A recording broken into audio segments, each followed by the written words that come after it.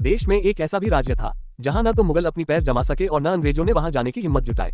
वह राज्य कोई और नहीं बल्कि गोवा था। भारत पहले मुगल साम्राज्य के अधीन रहा और फिर अंग्रेजों ने यहाँ शासन किया। मुगल साम्राज्य की स्थापना बाबर ने 1526 में की थी और 1857 के विद्रोह के बाद ब्रिटिश राज ने मुगल साम्राज्य को समाप्त कर दिया। 18वीं शताब्दी में मुगल साम्राज्य का पतन शुरू हो गया और फिर देश का नियंत्रण अंग्रेजों के हाथों में आ गया। अंग्रेजों ने भारत पर करीब 200 सालों तक राज किया। अंग्रेजों का शासन 1858 से शुरू होकर 1947 तक चला। इस दौरान उन्होंने भारत को अपनी आजादी से वंचित रखा और यहाँ के संसाधनों को जमकर लूटा। हालांकि इन सब के बीच देश में एक ऐसा भी राज्य था जहां न तो मुगल अपनी पैर जमा सके और न अंग्रेजों ने वहां जाने की हिम्मत जुटाए। वह राज्य कोई और नहीं बल्कि गोवा था। गोवा भारत का इकलौता ऐसा राज्य था जिस पर न तो मुगल और न ही अंग्रेज अपना कब्जा जमा सके। हालांकि गोवा भी गुलाम ही था और यहाँ पुर्तगालियों का शासन था। पुर्तगालियों ने गोवा पर तकरीबन 450 सालों तक राज किया। गोवा को आजादी भी देश के आजाद होने के 14 साल बाद मिली। अंग्रेजों से भारत 15 अगस्त 1947 को आजाद हो गया।